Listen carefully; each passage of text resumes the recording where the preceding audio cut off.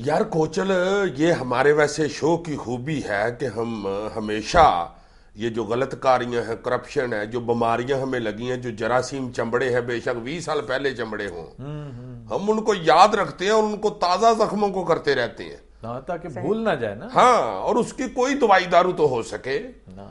इसी तरह जो हमारे जिस्म के ऊपर एक जख्म लगा था, कराची पोर्ट ट्रस्ट के ऊपर एक फाउंटेन बना था, फुहारा करोड़ों रुपए का जिसमें कपड़ा हुआ था। हाँ जी, हाँ वो क्या चक्कर था यार? ये 2004 वाली तुम बात कर रहे हो। हाँ हाँ। ये कराची पोर्ट ट्रस्ट के चेयरमैन साहब थे उस वक्त, एडमिरल अहमद हयात साहब। अच्छा, माशाल्लाह। उनको यकायक एक दिन बैठे बैठे पता नहीं क्या सूझी, उन्होंने एक खत लिख के जो है इंटीमेट कर दिया कि जनाब क्लिफ्टन बीच के ऊपर 500 फुट बुलंदी पर जाने वाला वाटर जेट फाउंटेन लगाया जाएगा। अच्छा। उस किस्म की टेक्नोलॉजी बहुत कम जगहों पर है, बहुत इतनी महंगी, इतनी ये लग्जरी आइटम समझा जाता है। एकदम ज़हन में उनके हाँ आ जी, गया। यूरोप और अमेरिका में लोग ये करते हैं, या मिडिल ईस्ट में। ये असल में इनका दिमाग दुबई ने भी बहुत खराब किया था। दुबई में तो तेल है बाबा, आपके पास क्या है? उनके जी करोड़ों रुपए का प्रोजेक्ट है, 20 करोड़ यानी 200 मिलियन इसकी इब्तदाई लागत है। इसके बाद इसके ऊपर 5 करोड़ प्लस सालाना इसकी मेंटेनेंस दरकार होगी। उन्होंने कहा नहीं जनाब, आप लगाएं इसलिए कि इससे बीच ब्यूटीफाई होगी, लोग आएंगे, सयाहत को फरोग मिलेगा, ब्ला ब्ला ब्ला, लंबी एक कहानी सुना दी। अच्छा।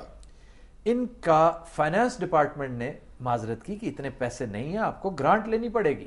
अच्छा।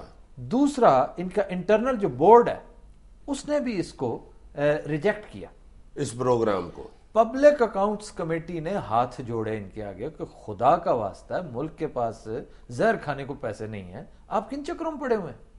लेकिन एडमिरल साहब ने अपने यारे गार हजरत परवेज मुशर्रफ साहब की सिफारिश डलवाई, माशाल्लाह माशाल्लाह, जिन्होंने इनको चेयरमैन लगाया हुआ था। अच्छा। कि जनाब बड़ा अहम कौमी नौयत का प्रोजेक्ट है, इससे मुल्क की इसमें कौमियत में, वकार में बड़ा इजाफा होगा। जैसे आपको पता है, फिर वो लंबी चौड़ी वो फिर अपनी वो कहानीगिरी करते हैं, वो की गई। इसी शोर शराबे में एक ब्रिटिश कंपनी को जो है इंगेज किया गया, इन्वेंट वाटर ट्रीटमेंट नामी एक कंपनी, जिससे साफ पता चलता है कि उसके साथ इनके मामलात थे।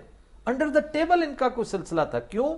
जो अखबार में इश्तहार छपा कि ये हमारी टेंडर की जो रिक्वायरमेंट थी वो मिनवन वही थी जो इन्वेंट वाटर ट्रीटमेंट ने अपने डिजाइन, अपने ब्लूप्रिंट्स और अपनी डिटेल्स में मेंशन की थी। अच्छा। यानी ये रिक्वायरमेंट है हमारी, तो इतनी जल्दी को और कंपनी कौन आ सकती थी?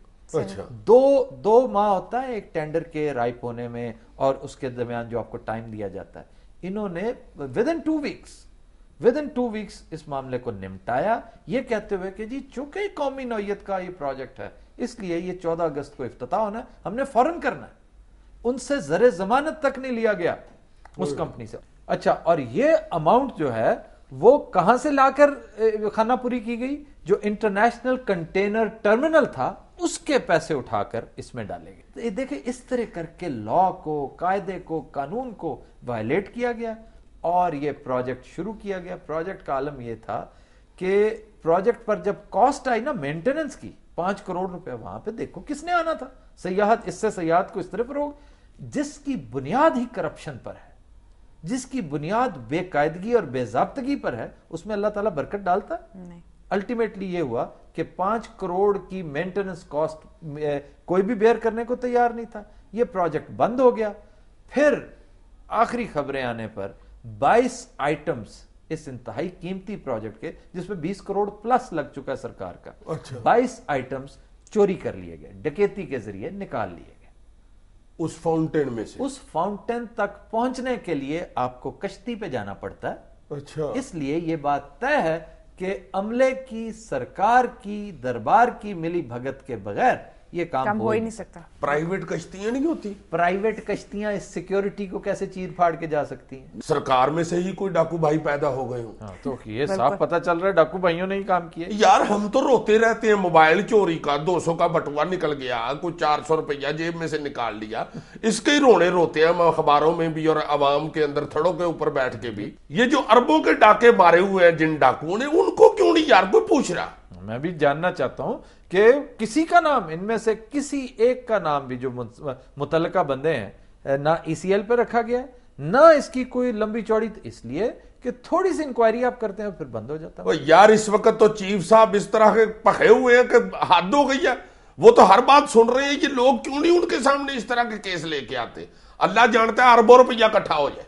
हाँ, चीफ जस्टिस को इसका सुओ मोटो नोटिस लेना चाहिए, क्योंकि इस तरह के ठंड प्रोग्राम जो है उस पर तो ये पूरा मुल्क चल रहा है। यार हद हो गई है। एकदम एक बंदे ने सोच लिया जी करोड़ों रुपया लगा के एक फुहारा बना दे, सिर्फ उसके नीचे खड़े होकर पानी को ऐसे ऐसे करने। मुझे तो ये लगता है ये जो एकदम उसको ख्याल आया ना, उसके बाथरूम का कोई फुहारा खराब हो गया होगा और 3-4 दफा हुआ होगा, उसने खिंच निकाली होगी, अच्छा निबड़ लेता हूं मैं तुमसे। उसने बाहर निकल के करोड़ों का फुहारा खड़ा कर दिया। Khawateen Hazrat, will take a break. Stay with us.